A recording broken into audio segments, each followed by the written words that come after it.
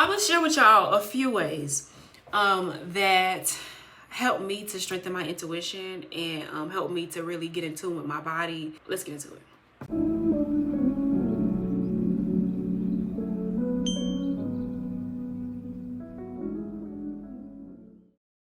Hey y'all, it's Kiki. Welcome back to my channel. I wanted to talk about intuition and the importance of making sure that you tap into your intuition and ways to strengthen your intuition, because people just don't realize how much our bodies communicate with us, and how much our spirit really does try to guide us and help us the best way possible. But sometimes when we are not connected to that intuition, to that inner feeling, and connected to our bodies and our spirit, and all three being aligned, that being our mind, body, and our spirit, when all three aren't aligned, it's like we might get a gut feeling or we might get a sense of something, but instead of just going with our first mind and going with that gut feeling, we have to give reason and whys and just explanations as to why we may be feeling that way, instead of just going with the first feeling we got to begin with. When it comes to intuition in general, intuition is not something that can be proven. It's not something that you use, that you would type into the intellect to try to explain or anything like that. Intuition is just a feeling. It's just like an eerie feeling you get, almost like a gut feeling that you get. It's almost like your body signaling something that is about to happen, or like something that's not good for you, before you can actually catch on to it in the physical. That's the best way I can put that. But when it comes to our intuition in general, one thing I learned is that intuition is not exclusive to women. Men have intuition too, which I don't know why I thought it was just women, but you always hear people say women's intuition, but men have it too. It's not gender specific. It's just intuition. Your intuition is that thing that, you know how you do something and then you go, oh, something told me to say this, or something told me to do this, or something told me not to go here. That was your intuition telling you that. But you went against it anyways, and ain't no telling how it went. Sometimes it's just something like a small lesson, like something that can be minute, that really doesn't interrupt your flow. And it can be something just as major as your intuition letting you know that a certain person is not good for your company. You shouldn't be in a certain relationship or at a certain job. And before you know it, you walked into that situation anyways, ignoring that gut feeling. And now you in a pickle. Getting to know yourself, and most importantly, getting to know your body, is what will help you to really tap into your intuition. Because like I said, your body is always communicating with you. It's always telling you things, especially if your mind can't wrap around what's happening in the physical. Your body will signal it before you know it. So I want to share with y'all the 7 ways that I use. Wait, let me make sure it's 7. Hold on. 1, 2, 3, 4, 5, 6, 7. I'm gonna say 6. I will share with y'all a few ways that help me to strengthen my intuition and help me to really get in tune with my body and my spirit, and just to know when my body is signaling what may work for me and what's not working for me, and vice versa. So let's get into it. So the first thing I'm gonna say is, and I feel like it's pretty obvious, but you have to spend time alone. You have to get by yourself. And I've talked about this in past videos, but I think the best way to really learn your body, your mind, and your spirit, all three, I call them the Holy Trinity. I do. And who's gonna beat me up about it? But I feel like the best way to go about strengthening your relationship with your body and really just strengthening your intuition, is spending a lot of time alone. When you are surrounded by a lot of people and they have a lot of opinions, a lot of things to say, they want to tell you what you should and shouldn't be doing, how they think you should dress and what you shouldn't wear, and all of these good things, the more you get caught up in those opinions, the more you begin to depend on those opinions and those critiques and etc., the less likely you are to really depend on your own abilities to make decisions for yourself. Being able to silence the outside noise gave me enough time to really sort through all the chatter in my brain, because I know we heard this a lot, but all of the thoughts that you have in your mind are not your own thoughts. And sometimes, especially if you are an empath, some emotions and some feelings that you pick up on may not even be your feelings. They may be someone else's. So when I say spend time alone, I mean really give yourself enough time to disconnect from everyone and everything that has really had a huge impact on the decisions you made, especially the ones that you aren't really proud of. Give yourself enough time to disconnect with the outside world so that you can reconnect with your inner world. The next thing that I started doing to really strengthen my intuition was I started going with my first mind no matter what. And it's crazy because, really, short story real quick. So when I was in elementary school, I had a teacher in pre-K, and then I had the same teacher again in 3rd grade. So I was really, really familiar with her. We had like a bit of a relationship because, like I said, pre-K, that's the first grade you go to in elementary school. And then 3rd grade, I had her again. But in 3rd grade, we ended up, that was our first year getting ready to take state tests. At the time, they were called tax tests. I think they call STAR tests now if you're in Texas. But it was our first year getting ready to take the state test, and that was going to determine if we got to go to the next grade. So everybody was nervous. We was like, oh, we scared. We don't know what's going to happen, blah, blah, blah. And I remember she always used to tell us, like, whatever you do, go with your first mind. Like, even if you are on this question and you don't know what the answer is, go with your first mind. Like, if you think the answer is B, go with B. You can never go wrong. And I've always, like, remembered that and just held on to that. And even when I held on to it, sometimes I would not go with my first mind and overcomplicate it and make a different decision, and then find out that the first thought that I had was the best decision or the best option out of all the options I had.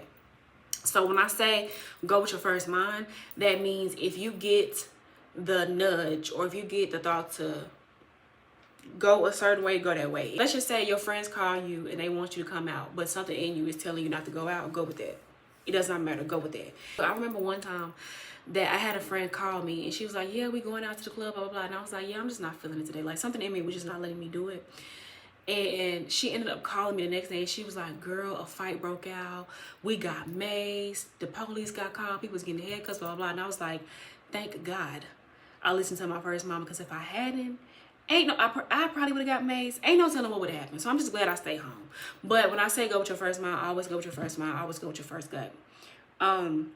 Because that's how you build trust with yourself. That's how you become more confident in your decision making. And that's how you really believe that you can go throughout life without needing other people's opinions and other people's, approval about what you should and shouldn't do with your life. When you go with your first mind, that's normally your gut sending you a signal, right? But then our minds like to give us 1,000,001 ways about how something is going to go wrong, something ain't right, we're overthinking something, we're doing too much, we're doing too less, etc. So I feel like when you go with your first gut, with your first mind, first gut feeling, whatever you want to say, I feel like that lessens that the desire to overthink and overcomplicate a decision that's really not even that deep. I always feel like going with your first mind is always the safest route, because nobody really knows you as well as you know yourself. Nobody really knows what is best for you as well as you do. And especially your spirit, like your spirit knows who and what is good for you and who and what isn't. So I feel like who and what isn't, who and what's not, who and what, whatever.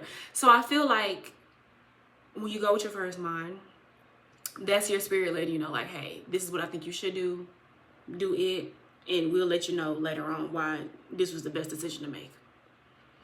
And we thank them. So the next thing I wanted to say was, for me, I stopped asking people about their opinions. That pretty much just follows up with my last point. I stopped asking people their opinions, and I stopped asking people what they thought I should and shouldn't do and what they think about the decisions that I make, and I just started making it myself. The thing about it is, especially if you are someone who spent a lot of time dependent on other people's opinions, or maybe, like, let's just say growing up, everybody made decisions for you. And so now that you're an adult, you have been dependent, or you still are dependent on people making decisions for you. It's not going to be easy to not want to ask somebody for their opinions and lean on your own trust in yourself. It's not going to be easy in the beginning. Because, like I said, you've been dependent on other people's opinions for the longest and other people's decisions on your life. But, what's the worst that can happen? over time it becomes easier, because especially when you start small, like when you start with things like the clothes that you want to wear and the food that you want to eat and the type of diet you want to be on and the area you want to live in, etc., it becomes easier, and then you're able to make even bigger decisions, because it's like those decisions, nothing crazy really happened. I didn't get hurt, I didn't die, I lived, and in fact I ended up doing what I wanted to do, and it turned out exactly how I wanted it to turn out. So yeah, I think I'm gonna take my own advice and do what it is I want to do. The next thing that I wanted to say was, the next thing that I stopped doing when it came to strengthening my intuition, I stopped venting to people. Now let me take a pause, because of course, especially if you have really close friends or close relatives, somebody that you really can depend on to be somebody that you can really be vulnerable with and be honest with, that's different. But even then, I feel like sometimes certain things are not to be shared with everyone, and I feel like the best person that you can vent to is yourself. So I feel like getting a journal, opening up the voice memo app on your phone, getting a little cute camcorder and doing a video diary, those will be the best options when it comes to venting to yourself, because for one, you don't have to really sugarcoat anything, right? Because it's you. You don't have to, make something sound prettier or clean something up. You're literally talking to yourself. So if you feel like you wanted to run that bitch over with a car, you can literally write that down in your journal and nobody's going to judge you, because it's just you and you, right? But I talked about this in a few videos down, but talking too much and revealing way too much about yourself and about your inner world, I can't talk. Revealing too much about yourself and about what's going on in your own world and about the emotions you have, etc., that ruins the relationship you have with yourself, because what are you keeping to yourself at the end of the day? Everybody knows everything about you. You have literally ran everything down to everybody that you have run across. You have left nothing for yourself. Nothing.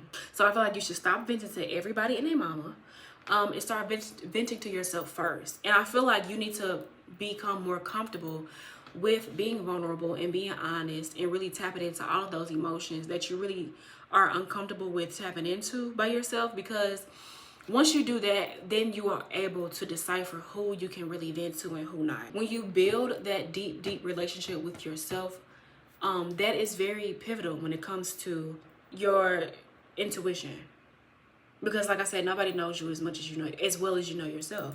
So the moment you really start learning all of your tics, all of your emotions, how your body communicates, etc., then you are able to put word and put feeling to the gut feeling that you have, and really figure out, okay, what it is that your body is trying to tell you and which ways that your spirit is trying to steer you in. So I say stop talking to everybody and their mama. Vent to yourself, and then you can go back and revisit it and figure out what exactly was going on that day and what signals that you picked up on. Because really quick story, again, I got a lot of stories, but anyway, I know just this past month I had two situations that really were like really crucial for me, right?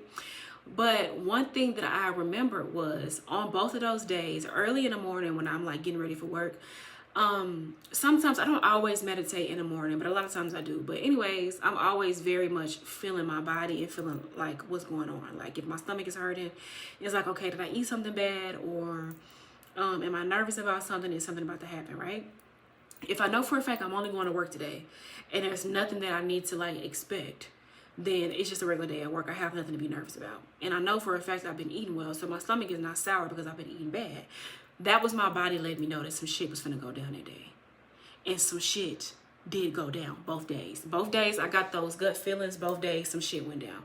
So when I say really tap into sharing those emotions with yourself and really paying attention to how you feel on those days, writing that stuff down, really documenting it, and then going back and revisiting it, you can then know in the future, okay, I had this feeling before. This means that some shit about to hit the fan. Or this means that I probably should go here, or I probably should go here, etc. Y'all get the gist. And my next point kind of follows up with my last point, but paying attention to your patterns and paying attention to the way your body reacts when you're around certain people. When you are around certain people, let's just say you're around somebody who you're not really comfortable with, or you're not really you know you can't really be yourself with, but you haven't really gained the strength or the courage to cut them off, or, you know, remove yourself from their company or whatever, right? How does your body feel when you're around that person? Are you tense? Are your shoulders to your ears? Is your jaw clenched? Are your fists balled up? Is your body rested, or is everything in you kind of like tense? That's your body's way of letting you know you can't even relax around this person. You're not comfortable around this person, so you probably shouldn't even be around this person, right? Now listen, anxiety is another thing, but I'm learning anxiety is also your body's way of letting you know that certain people in certain situations are not for you. Certain people do get nervous, but all in all, if you're around a friend, this is not somebody who is new to you. This is a friend, right? When it's a new person, it's a different situation because you don't know this person. So you have to feel this person out. So of course you're going to walk into the situation a bit guarded and a bit reserved because you don't know what to expect from this person. But I'm speaking solely when you are around someone you've known for years, family members, friends, co-workers, etc., and you have yet to be able to be comfortable around this person. That's your body letting you know you don't need to be around this person, okay? Something in you won't relax. Something in you feels the need to be guarded because something in your spirit does not feel safe when you are around them. So pay attention to how your body reacts and what happens when you are around certain people and when you have certain company. And then also pay attention to the people who you love being around. Like pay attention to your body when you are around the people that you love being around. Your best friend, you know, or maybe it's your partner. Excuse me, or maybe it's your family member, maybe it's your mom, maybe it's a grandparent, whatever, right? Pay attention to your body when you are around them. Are you super duper relaxed? Like, do you feel like you can, you know, express how you want to express? Do you feel like you can feel like however you need to feel and say whatever it is you need to say? That's your body's way of letting you know this is safe and this is not. But like I said, your body is always sending you messages, even when your mind is trying to block out the messages, because a lot of times we dissociate, but our body can't. Like, even if our mind is, our body is there, and our body is going to send us the signals that we need. So it's only up to you whether or not you're going to pay attention to those signals or really just ignore them. But nonetheless, your body is always talking to you. It's never not. If you are on a journey, or if you are trying to strengthen your intuition with yourself, I say keep like a small journal with you. I keep one in my backpack, or you can just open up your notes app on your phone. But for me, I just like to know, okay, this happened and then my body did this, or my body was feeling this way early in the morning and then this happened later on in the afternoon or later on in the evening. Or, you know, just little things that you notice about yourself that aren't really normal when you are just going throughout the day, and maybe you get this random pain or this random feeling or just this eerie feeling. That's your body's way and your intuition tapping in, letting you know either something is about to happen or something needs to happen in order for you to, you know, be able to, what's the word I'm looking for? A part of me wants to say continue trucking throughout life, but I don't want to say trucking, ew. But anyways, it's your intuition basically letting you know that something is afoot. But yeah, those are some of the ways I use to tap into my intuition. I'm sure it's a million other ways to do it. Some people say to really sit with yourself in a quiet place, in a quiet space where you won't be interrupted, and ask yourself yes or no questions, and just pay attention to how your body reacts when you ask a yes question, and then when you ask a no question, like a question that has an answer for no. I can't say that I tried that because I feel like, I don't know, I didn't try it. So I can't say if it works or not. I ain't gonna tell you, so I don't wanna lie to you. But I've heard people say that. But with that being said, that is it for this video. Don't forget to like, comment, subscribe. Don't forget to comment down below if you have some more ways to tap into your own intuition or ways to strengthen your intuition if I missed any.